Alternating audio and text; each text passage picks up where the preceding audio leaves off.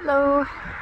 This morning I am recording this video from where I am assisting at an SE training, a Somatic Experiencing training. Behind me is the Shaker village, the Shaker Museum, where we are doing the training itself. And I'm just going to turn around the camera. Isn't this pretty? It's so pretty. And then there's more old buildings. I don't know what the lumps of soil. It's not soil. It's some sort of hard pack or something. But I thought I'd walk around this hayfield a little bit. It's not the same as in the woods, but sometimes something that's different can be just as good or better. So this is the first time I'm assisting for SE trainings, and the hazy plan, if we can say that I have any plans at all, is to do a lot of assisting and really become part of fostering the new generations of somatic experiencing practitioners, because it's been so foundationally life-changing for me, and I want to help other people get that same. No, not the same. You see, this is the really cool part about it, is that we get to do our own thing with SE. So, I want to walk along with people as they grow into themselves using this training and this modality. And it just makes me grin and laugh and be so happy to even think about it. So yeah, that's a thing. So, but the other thing that goes with it is that because this is my first time sitting through the material again from the beginning, is there's this thing that we all talk about. By the end of our training, we're like, I can't even remember our first training. Can't even remember it because we were so, the word we use is dysregulated, but we were so overwhelmed. We were so uncomfortable in our own skin and our trauma load, because, who's going to get drawn to do this training if you don't have any trauma? Right? Nobody's going to do that, which means that everybody that comes to this training not only works with people and want to help people with their own stuff, but they have their own stuff. And so, we come to this training and we're just completely activated, so activated and overwhelmed. So I remember moments from my first training, the first module, which was 4 days long. I remember moments from it, but I don't actually remember anything from the lectures, which is kind of funny. And so I was looking forward to hearing the material again. And the strangest thing, this is the exact stuff that I teach to my clients, because a huge part of my work is educating people on nervous systems and the basics of how to work with your own nervous system. And so a huge part of my job is education, and I find it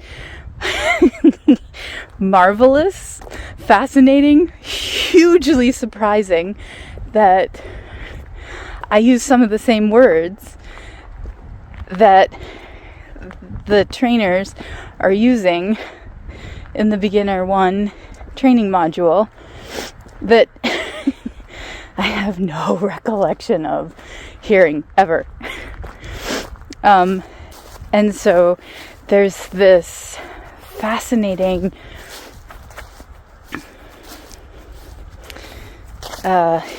we learn about implicit and explicit memories, and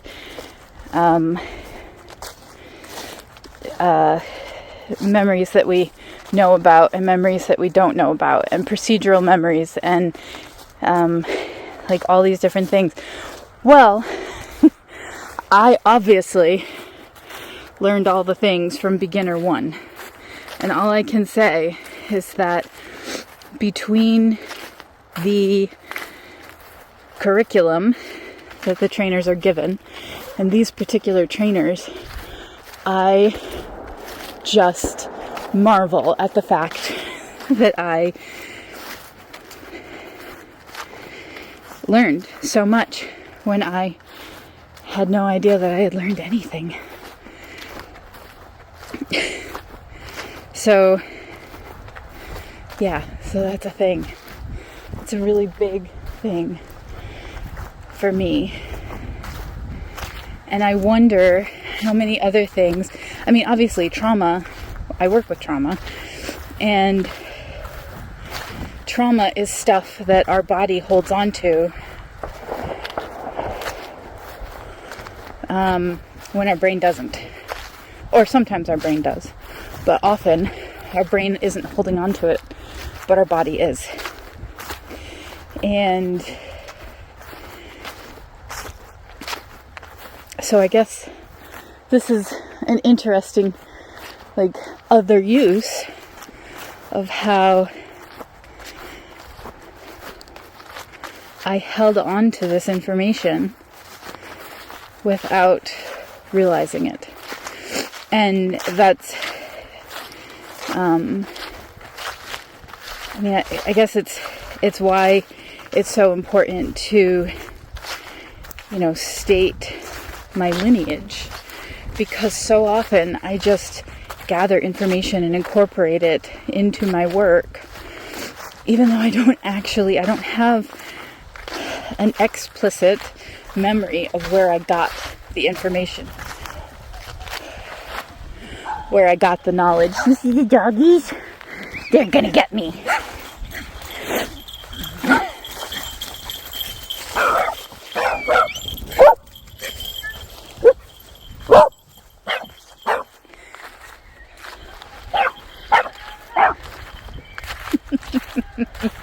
Doggies almost got me.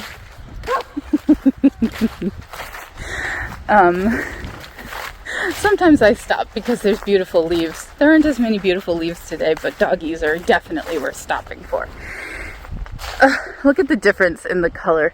I just looked at the phone screen, and I was facing the sun, and now I'm facing away from the sun, and the colors are just completely different.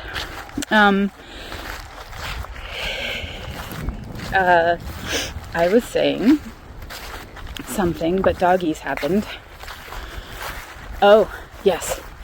I think it becomes more and more important for me to call my lineage, to announce my lineage that I've learned from these people, and I've gotten a huge amount of information, like, all the way through my life, because sometimes I don't know who I'm regurgitating. And there is guilt in that, for sure. And there's marveling at the fact that my brain works that way. Like, I just ingest and internalize and have it. And that's really kind of fascinating and interesting and exciting to me. And it's important that I say, that I went through somatic experiencing training with Lael Keane and Russell Jones, and they are marvelous teachers. And I just found out yesterday that one of the things that I had kind of thought that I came up with was not from me at all. I don't know whether Lael came up with it or whether Peter came up with it. Peter Levine is the founder of Somatic Experiencing. But it's fascinating. The way that our brains work is just fascinating. The way our bodies work is fascinating. And that's the work that I do, is working like with our brains and our bodies and figuring out what is being held onto in unhelpful ways, and then letting that stuff go, working through it, resolving it. But anyway, I have loved being on this little walk in the cool air. I did unzip myself because I was hiking and walking up a hill, as you would have been able to hear from my panting. But thanks for joining me, and I will see you again.